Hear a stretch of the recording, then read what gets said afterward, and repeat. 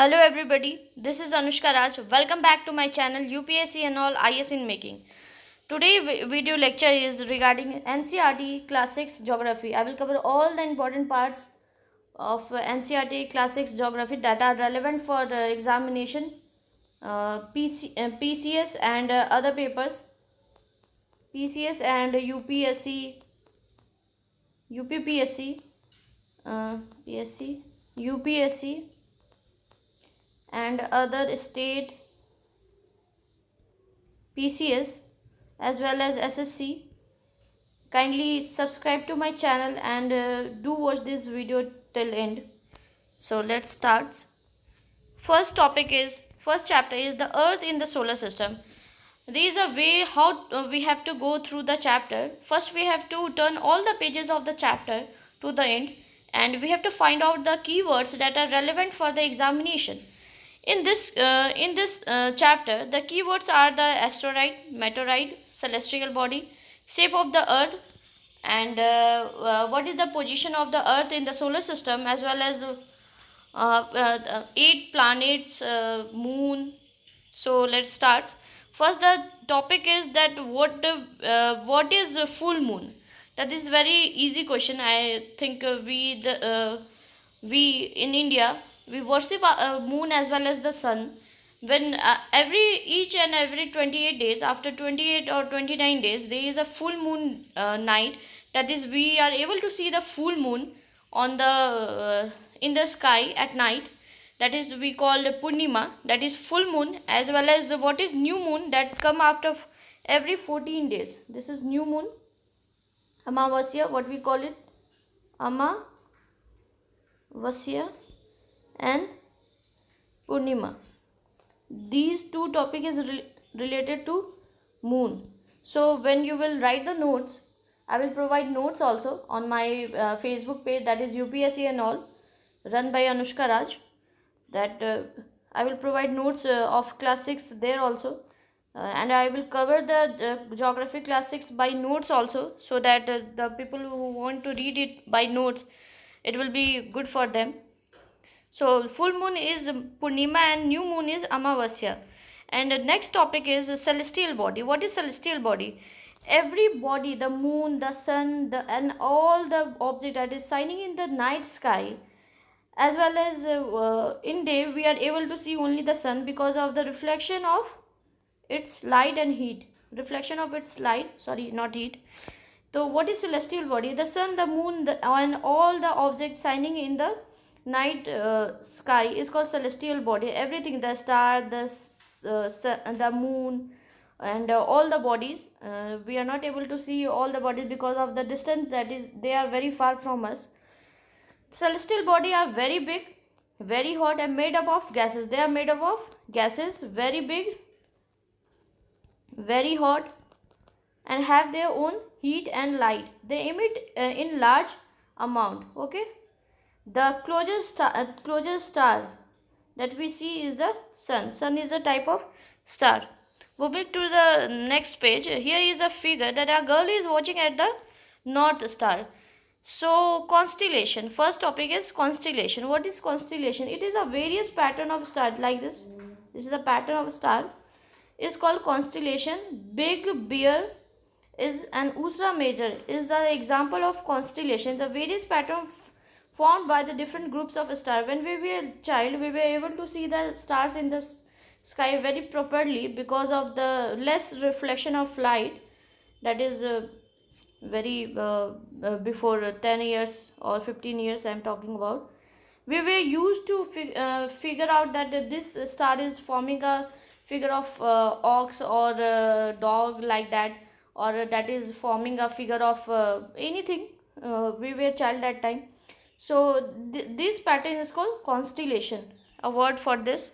And what is north star? See, when somebody, merchant navy, they are in the ship and their satellite is not working, they used to stick to the north star because north star is stable in the north direction, and they used to take the direction of a star from the north star, that is called pole star. The north star indicate the north direction. It is also called pole star. It remains in the same position, so it is very trustworthy for knowing the where we are moving in the sea. And next topic is planet.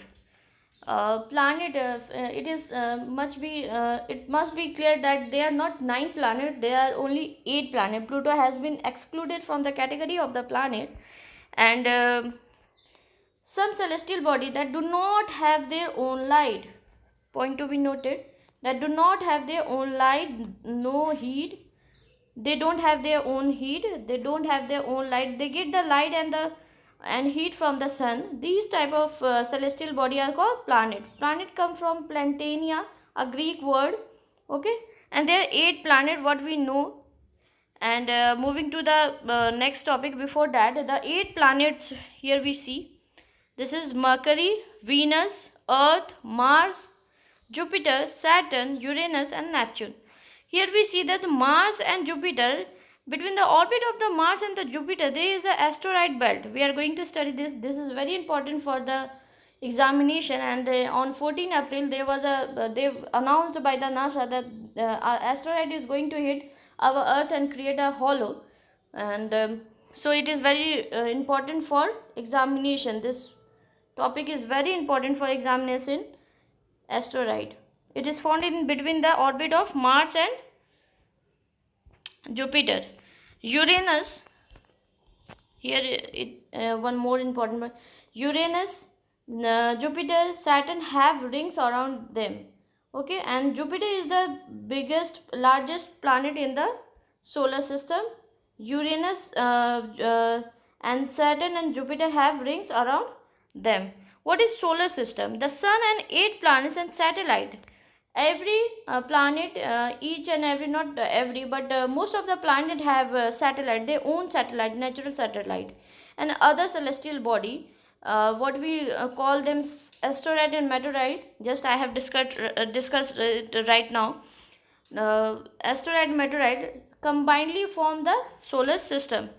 And what is next topic is discussing the solar system. Sun. So, as we know, the center of the solar system is the sun. It is made up of extremely hot gases pulling force that binds the solar system, ultimate source of heat and light for the solar system. So how far is the sun from us? We are able to see the sun, but it is very far from us. It is 150 million kilometer away from the earth. So you can measure the heatness of the earth by how much heat there would be around the sun. Planet. Name of the planet are Mercury, Venus, Earth, Mars, Jupiter, Saturn, Uranus, and Neptune. And this is a short trick how to remember. My very efficient mother just served us nuts. We have to remember the first letter of every word in the given sentence. So 8 planets are there in the solar system. Sun is there in the solar system. Asteroid, meteorite, and other celestial body and their satellite. Their satellite means planet satellite. Earth has one natural satellite, that is Moon, are there in the solar system. So moving to the next topic is that what is Earth twins? Which planet is called Earth twins? So Venus is called Earth twins, that complete the Earth, that have about similar features that we get on the Earth, conditions for life, and say we call Venus twin, Earth twin of the in the solar system. Mercury is the nearest planet to the sun, what we have seen in the figure. So it take only 88 days to complete the revolve around the orbit. So now we are moving to the next topic, that in the solar system itself, what is about the Earth. So Earth is the third nearest planet to the sun. First is Mercury, then Venus, then Earth. तो Earth क्या है? Third planet है जो near by the sun है. And third planet nearest to the sun. It is slightly flattered. मतलब shape कैसा होगा अर्थ का? I should speak in Hindi also. So this is slightly flattened here. North pole, south pole. That shape is called geode, that is earth like shape. Earth के पास why earth is called blue planet, तो earth के पास क्या है, condition बहुत अच्छी होती है for living. We have got the condition so on the earth to be alive, so it is called blue planet. और ब्लू प्लैनेट कहने का रीज़न यहाँ पे ये है, मोस्ट इम्पॉर्टेंट रीज़न ये है कि it is covered by 2/3 of earth part is covered by water. 2/3 मतलब 75% जो अर्थ का पार्ट है वो वाटर से कवर है. इट इज़ इसलिए इसको वाटर ब्लू प्लैनेट भी कहा जाता है. इसके पास, अर्थ के पास क्या है, वाटर है, एयर है, एसेंशियल फॉर आवर सर्वाइवल. अगर एयर नहीं होगा तो ऑक्सीजन नहीं, ऑक्सीजन नहीं तो हम लोग सांस नहीं ले पाएंगे और लोगों की डेथ हो जाएगी. तो ये है यहाँ पे अर्थ पे लाइफ होने का पहला रीज़न है air, water and land. Many और भी बहुत सारे रीज़न हैं, ठीक है. और ये प्लानट पूरे सोलर सिस्टम में एकमात्र प्लानट है जहाँ पे अभी तक लाइफ का पता चला है कि लाइफ यहाँ पे है. सेकंड है ये कि light travels in at the speed of 300 kilometre per hour. ये बहुत इंपॉर्टेंट है. ये बीपीएससी में एक बार क्वेश्चन भी आया था ये, कि लाइट को ट्रैवल करने में कितना टाइम लगता है. ज़्यादातर हम लोग पढ़ते हैं किलोमीटर पर आवर, लेकिन यहाँ पे क्या है 3 लाख किलोमीटर पर सेकेंड. एक लाइट को ट्रैवल करने में, a beam of light, beam of ray को ट्रैवल करने में from the sun to the earth लगता है टोटल 1 सेकेंड में. वो कितना ट्रैवल करती है, 3 लाख किलोमीटर 1 सेकेंड में. तो आप सोच लो कितना टाइम लगता होगा. और टोटल 8 मिनट 3 सेकेंड लगता है लाइट को ट्रैवल करने में अर्थ तक. Moon is the only planet, moon is the only satellite of the sun moon is the only satellite of the earth, ठीक है. इसका जो डायमीटर होता है, ये डायमीटर जो कहेंगे यहाँ से लेके यहाँ तक, ये 1/4 ऑफ द अर्थ है. मतलब मून का साइज़ क्या है, जो भी अर्थ का साइज़ होगा उसका 1/4 है. अब मून हमारे से कितना दूर है, तो 3,84,400 किलोमीटर अवे है. और हम लोग, ये बहुत इंपॉर्टेंट पॉइंट है कि मून का हमेशा हम एक ही साइड देख पाते हैं. ऐसा नहीं है कि दूसरी साइड हम नहीं, फार साइड जो कहते हैं सदर्न साइड, जिसमें Vikram lander rocket Vikram lander crash तो नहीं कहेंगे, फॉल आउट हो गया था वहाँ पे. जो सदर्न पार्ट था, जो इंडिया का एक रिकॉर्ड भी बनता है कि India first country to go to south pole of moon. Moon को कितना टाइम लगता है एक रिवॉल्व करने में, रेवोल्यूशन करने में अर्थ के अराउंड, तो 27 डेज लगता है एक रेवोल्यूशन में. मतलब this is earth, this is moon, ये पूरा ऐसा राउंड लगाने में उसको 27 डेज लगता है. और सन के राउंड लगाने में अर्थ को कितना लगता है, तो 365 and 6 hours, 365 days and 6 hours. अब इसको नेक्स्ट टॉपिक पे जाते हैं. मून पे क्या है, मून पे water, there is no water and no air on the moon, but there is mountain on the moon. अब आते हैं इसके मेन टॉपिक पे. These are very VVI topic for the examination. So what is asteroid, here we see, ये जो आप देख रहे हो ये एस्टेरॉइड है. ये स्टोन टाइप का एक पार्ट होता है. न्यूमरस टाइनी बॉडीज है. ये काफ़ी हाई स्पीड में मार्स एंड जुपिटर के ऑर्बिट के बीच में, मैंने फिगर में भी उस टाइम में भी दिखाया था, ये revolves around. This is called asteroid. Asteroid कई बार अगर ये अर्थ को हीट करे तो वो वहाँ पे हॉलो क्रिएट हो जाएगा. मतलब वो जगह अगर यहाँ पे हीट करे तो ये जगह खाली हो जाएगा. ये इसकी स्पीड इतनी ज़्यादा होती है. Second is meteorite. What is meteorite, small piece of rocks which move around the sun is called meteorite. Meteorite is small piece of rocks that move around the sun.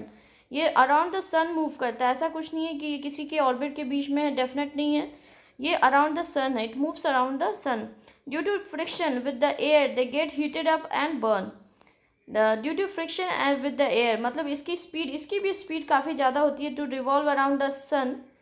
So at that time it get heated due to the friction and burn out and flash and causes a flash of light.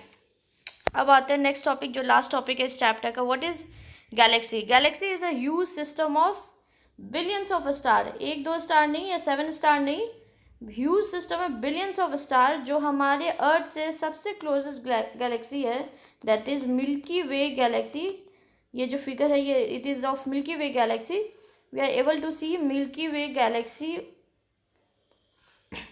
a huge system of billions of stars, clouds of dust and gases. इसी को हिंदी में कहते हैं what we called Akash Ganga.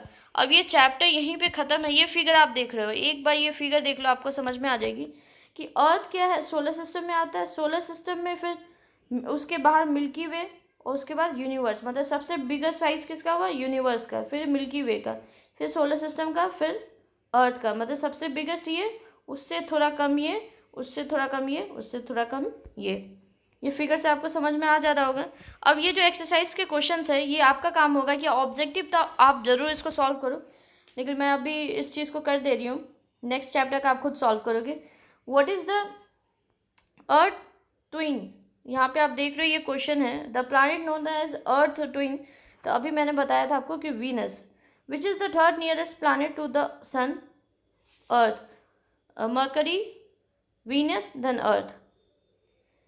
All the planets move around the sun in a elongated path. The pole star indicate the direction north. Asteroid and are found between the orbit of Mars and Jupiter. और ये आप second जो fill in the blanks है ये आप खुद से solve करोगे, हालांकि ये बहुत इजी है, आपसे हो जाएगा. Moving to the next chapter, globe, latitude and longitude. तो ग्लोब का क्या होता है, ग्लोब को हम लोग दो तरीके से उसको स्टडी करते हैं. देखो अर्थ पे कोई, there is no imaginary line on the earth, there is no latitude, there is no longitude on the earth, but we find it to make it much easier, we have latitude and longitude on the globe. This is longitude, this is latitude.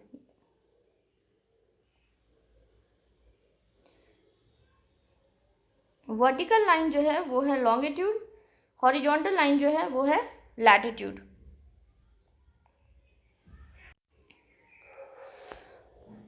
From west to east latitude, ये है latitude. West to east running, और east to west running, और north to south running is longitude. North to south. ठीक है. अब ये जो globe है, ग्लोब क्या है, एक तरह से अर्थ का एक मिनी पैक जो कहते हैं, या ये कहो आपकी अर्थ को हम लोग उस पर ड्रॉ करके सही से उसके शेप में लाके फिर हम लोग अर्थ के बारे में पढ़ते हैं. और अर्थ हमेशा ये ध्यान देनी बात है कि ग्लोब जो है हल्का टिल्टेड रहता है.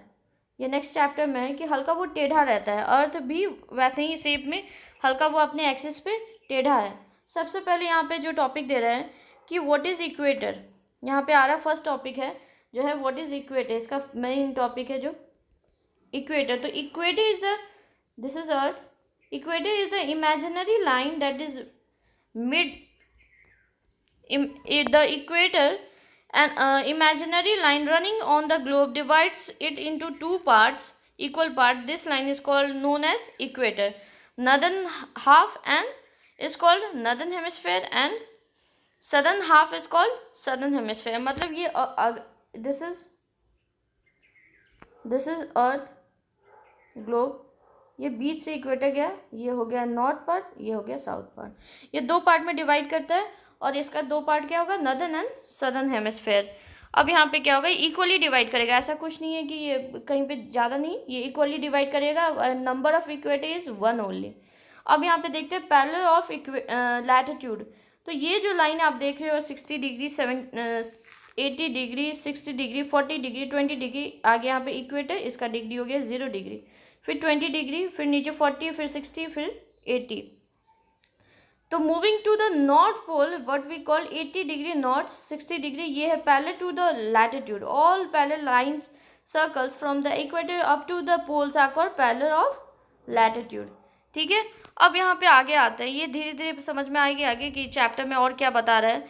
तो लैटिट्यूड क्या है, इक्वेटर क्या है, 0 डिग्री है, और अर्थ को हम लोग 360 डिग्री लेते हैं. 360 डिग्री को एक अर्थ, दिस इज अर्थ, इसको 4 क्वार्टर में अगर डिवाइड करेंगे तो 90 डिग्री, 90 डिग्री, 90 डिग्री, 90 डिग्री. अर्थ को जैसे सर्कल को 360 लेते हैं वैसे ही अर्थ को भी 360 लेते हैं. Marking north pole 90 degree, south latitude mark the south pole.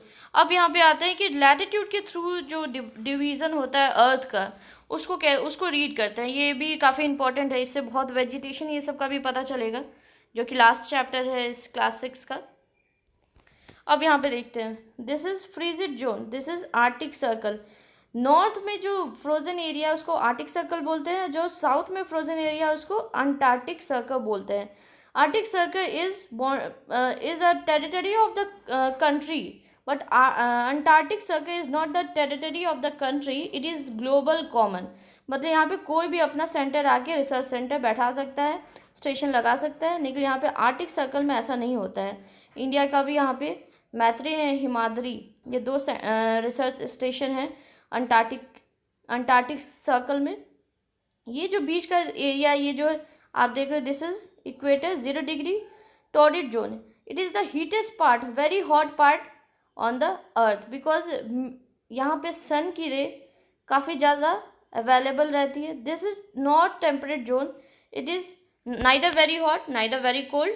this and above that is frigid zone, that is very hot sorry, that is very cold. यहाँ पे डिग्री जो होता है माइनस में होता है, glacier, snows and very hard for survival. Temperate zone में जो है ट्रॉपिक ऑफ कैंसर, ट्रॉपिक जब हम लोग नॉर्थ की ओर जाते हैं इक्वेटर से, that is tropic of Cancer, and जब साउथ की ओर आते हैं तो ट्रॉपिक ऑफ कैप्रिकॉन। जो ट्रॉपिक ऑफ कैप्रिकॉन है, दैट इज उसका जो डिग्री है that is 23.5 south. Tropic of Cancer की डिग्री जो है 23.5 नॉर्थ। जो नॉर्थ टेम्परेट जोन का जो कंडीशन है वही साउथ टेम्परेट जोन का भी कंडीशन है, दोनों में neither very hot neither very cold. Moving to the next topic, आपको समझ में तो आ गया होगा ये। अब यहाँ पे यही टॉर्रिड जोन क्या है, टेम्परेट जोन क्या है, फ्रिजिड जोन क्या है, वही दिया हुआ है, आप यहाँ पे देख सकते हो। अब आते हैं लॉन्गिट्यूड में। तो लॉन्गिट्यूड का फ़ायदा ये होता है, सबसे पहले तो लॉन्गिट्यूड की डिग्री से हमारे पता चलता है कि टाइम का मेजरमेंट कैसे है। जो भी prime meridian Greenwich British royal observatory is located, तो वहाँ पे ये पता चलता है कि टाइम हम लोग कैसे मेजरमेंट करते हैं। लॉन्गिट्यूड के थ्रू काफ़ी ज़्यादा ईजी होता है, एंड लैटिट्यूड भी यूज़ होता है इसमें। अब देखते हैं यहाँ पे कि अर्थ को क्या किया है, 360 डिग्री में डिवाइड कर दिया गया है। जब 360 डिग्री में हम लोग डिवाइड कर देते हैं अर्थ को, यहाँ पे आप देख रहे हो ये जो फिगर है, यहाँ पे ये बताया जा रहा है कैसे कैसे क्या है। तो अर्थ को जब हम लोग 360 डिग्री में डिवाइड कर देते हैं, तो 360 डिवाइडेड बाई 24, क्योंकि एक दिन में 24 आवर्स होते हैं, तो आएगा ये 4 डिग्री। इसको जब आप डिवाइड करोगे तो ये आएगा आपको 4 डिग्री, सॉरी 15 डिग्री आएगा। जब 15 डिग्री आएगा तो 15 डिग्री को जब आप 1 आवर में डिवाइड करोगे तो 4 degree for 1 minute, sorry 1 degree for, ये थोड़ा कैलकुलेशन गलत हो गया, एक बार फिर से दिखा दे रही हूँ मैं, sorry for that. 360/24, 15 degree for 1 hour, so 1 degree for 4 minute. 1 degree का मेजरमेंट कितना होगा, 4 मिनट होगा, और 1 घंटे का मेजरमेंट क्या होगा, 15 डिग्री होगा। तो 360 डिवाइडेड बाई 24 से जब करेंगे। अब यहाँ पे क्या समझते हैं कि टाइम कैसे बांटा जाता है। तो यहाँ पे आप जो फिगर पे देख रहे हो, ये देखो यहाँ पे कहीं पे लिखा हुआ है प्लस, यहाँ पे लिखा हुआ है +3 +2, और यहाँ से फिर ये -3, ऐसे करके यहाँ पे ये ग्रीनविच, ये बीच में ये जो जा रहा है। तो यहाँ पे अगर टाइम है 6 बजे सुबह का हो रहा है, तो इधर हम लोग जाएंगे, तो जैसे +3 दिया तो यहाँ 9 AM हो जाएगा। इधर आएंगे तो जहाँ पे माइनस दिया हुआ है तो वहाँ क्या होगा, रात का 3 हो जाएगा, ठीक है, ये 3 AM हो जाएगा।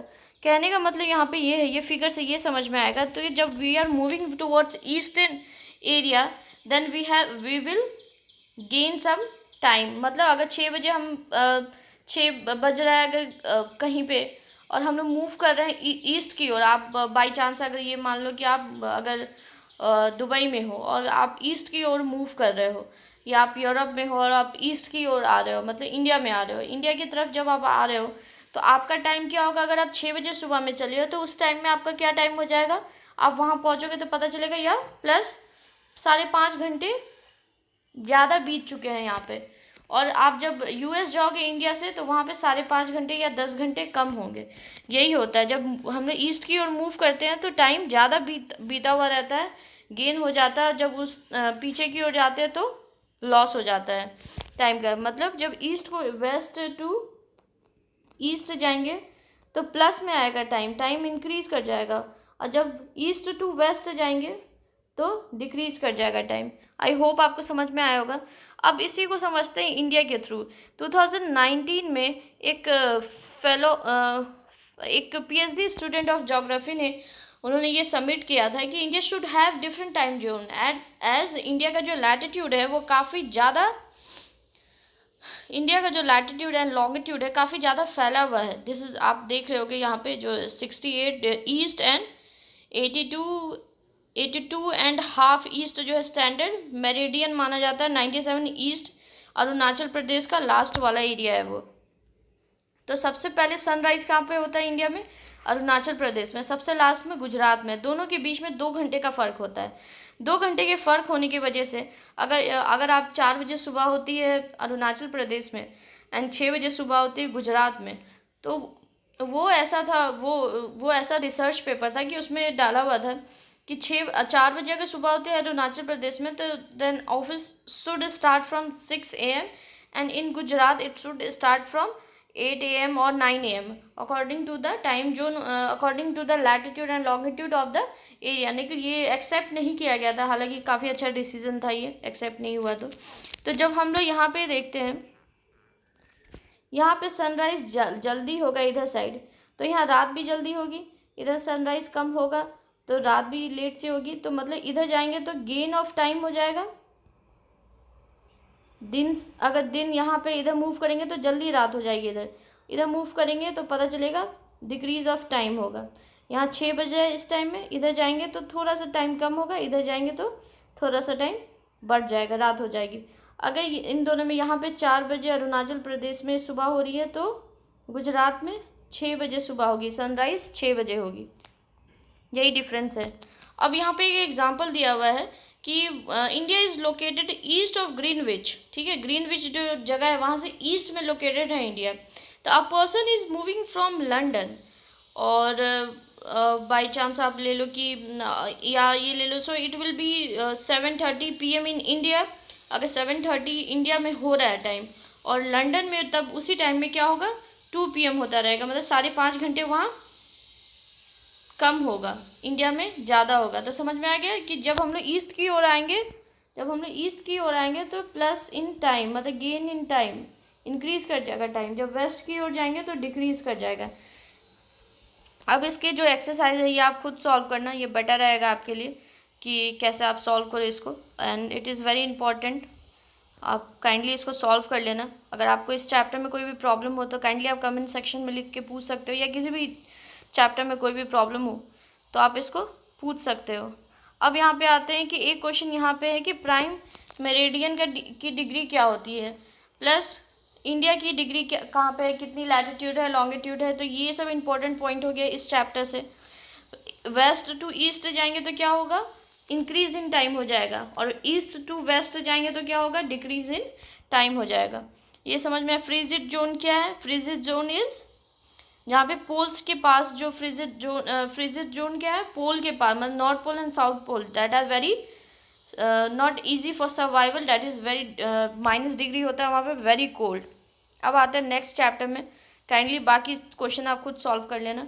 नेक्स्ट चैप्टर जो है ये भी काफ़ी इंपॉर्टेंट चैप्टर है, मोशन ऑफ द अर्थ। सो यहाँ पे जो इस चैप्टर के जो टॉपिक्स है वो काफ़ी इंपॉर्टेंट है, काफ़ी इंपॉर्टेंट टॉपिक है और काफ़ी ज़्यादा टॉपिक है। सबसे पहले ये इसमें जो टॉपिक है रोटेशन एंड रेवोल्यूशन, तो इसको डिफरेंसेस को समझते हैं। रोटेशन क्या होता है, जब अर्थ अपने एक्सिस पे मूव करे,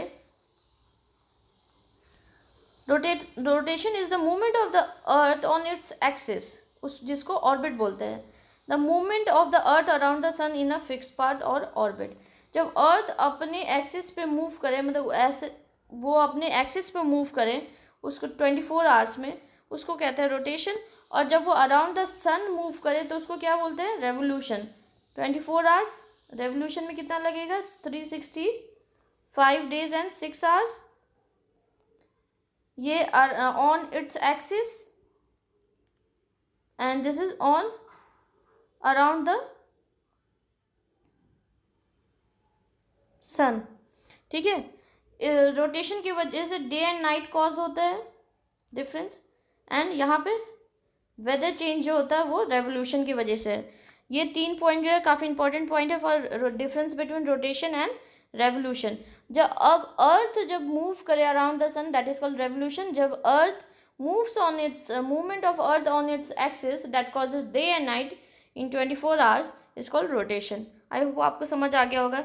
जो मैंने नेक्स्ट चैप्टर में बताया था कि earth is a little bit tilted है ऑर्बिटल प्लेन पे, तो और उस वो जो टिल्टेड वो कितने डिग्री से, थोड़ा सा टेढ़ा है, मतलब 66.5 डिग्री से वो थोड़ा सा टेढ़ा हल्का मुड़ा हुआ है।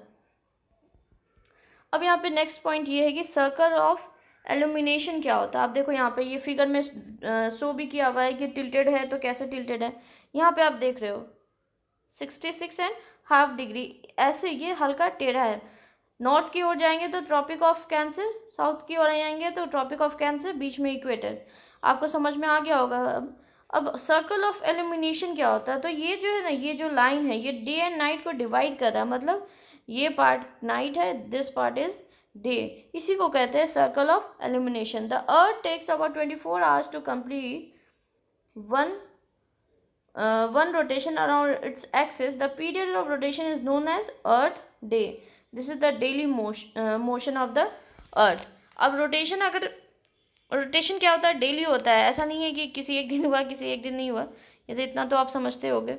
अब नेक्स्ट टॉपिक पे आते हैं, रेवोल्यूशन। मैंने बता दिया कि रेवोल्यूशन क्या है, आप ये एक बार फिर से रिवाइज कर लेना। अब this is very important topic. अब ये जो टॉपिक है इस चैप्टर का सबसे ज़्यादा इंपॉर्टेंट टॉपिक यही है, इसको समझते हैं। इस फिगर को समझना काफ़ी इजी है। अब यहाँ पे देखो क्या होता है, जब 21 मार्च है तो इक्विनेक्स है। इक्विनेक्स मतलब होता है जब equal day and equal night हो, मतलब 12 घंटा का दिन हो 12 घंटा का नाइट हो, तो इक्विनेक्स बोलते हैं।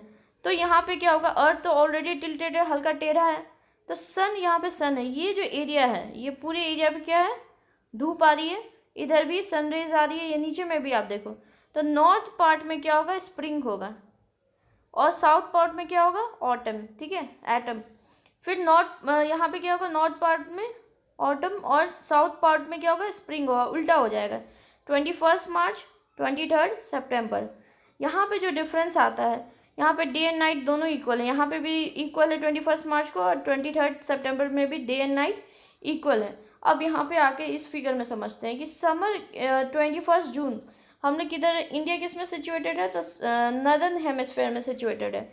तो समर नर्दर्न हेमिस्फेयर में जून में क्या होता है, गर्मी होती है, समर होती है, and there is winter in southern hemisphere, मतलब ऑस्ट्रेलिया एंड न्यूजीलैंड में जून के टाइम में विंटर होती है। तो southern hemisphere, here is southern hemisphere यहाँ पे। तो the earth is little bit tilted, so this part is getting heat, थोड़ा सा नॉर्थ पोल में भी हीट आ रही है, साउथ में मगर हीट नहीं आ रही है। तो दिस पार्ट इज, ये क्या हो गया, एक तरह से यहाँ पे डे है इधर नाइट है, ऐसे करके दिख रहा होगा आपको। तो समर में क्या होगा, जब समर होगा 21 जून को, तो longer day and shorter night in north hemisphere, but there is vice versa in south hemisphere. southern hemisphere में क्या होगा, there will be shorter day because there is winter and longer night southern hemisphere में। फिर से इसको समझ लो आप, जब 21 जून को southern hemisphere में shorter, ये बहुत इंपॉर्टेंट है, डे एंड लॉन्गर नाइट, इसी को कहते हैं समर सॉल्स्टिस। ठीक है, because of winter in the southern hemisphere southern hemisphere has shorter day and longer night on 21st or nearby 21st June. So this is called summer solstice. इसी का उल्टा होता है विंटर solstice में. यहाँ पे फिर से देखते हैं विंटर solstice. अब यहाँ पे वाइस वर्सा हो जाएगा. दिसंबर के टाइम में नॉर्दर्न हेमिस्फेयर में क्या होगा विंटर होगा, मगर अपोजिट होगा समर हेमिस्फेयर में. समर हेमिस्फेयर में यहाँ पे क्या होगा, समर होगा जी. इसी वजह से अभी जो दिसंबर में, लास्ट दिसंबर एंड जनवरी में आपने देखा होगा ऑस्ट्रेलिया में काफ़ी फॉरेस्ट फायर बहुत बड़ा रीज़न था. दिसंबर में क्या होता है, ऑस्ट्रेलिया में गर्मी पड़ती है. ऑस्ट्रेलिया किधर, सदर्न हेमिस्फेयर में. न्यूजीलैंड भी सदर्न हेमिस्फेयर पर, तो वहाँ पे गर्मी पड़ती है. मगर विंटर में क्या हो, नदर्न हेमिस्फेयर में क्या होगा कि वहाँ पे 22 दिसंबर विंटर पड़ेगी. यही जो डिफरेंस है, यहाँ पे समर सॉलिस्टिस, यहाँ पे विंटर सॉलिस्टिस.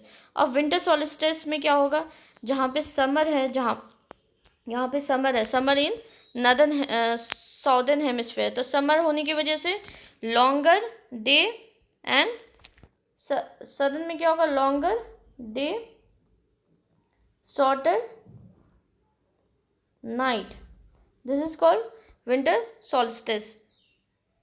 नॉर्थ में in winter shorter day longer night. I hope आपको समझ में आ गया होगा. अब आगे के कंटेंट में देखते हैं, और भी डिटेल दिया हुआ है.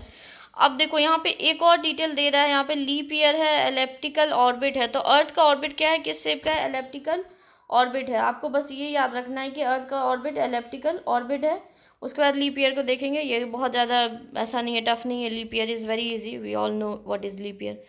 तो यहाँ पे देखते हैं कि समर सॉल्स्टिस मैंने बताया था कि the night are longer and then the days is called, the position of earth is called summer solstice.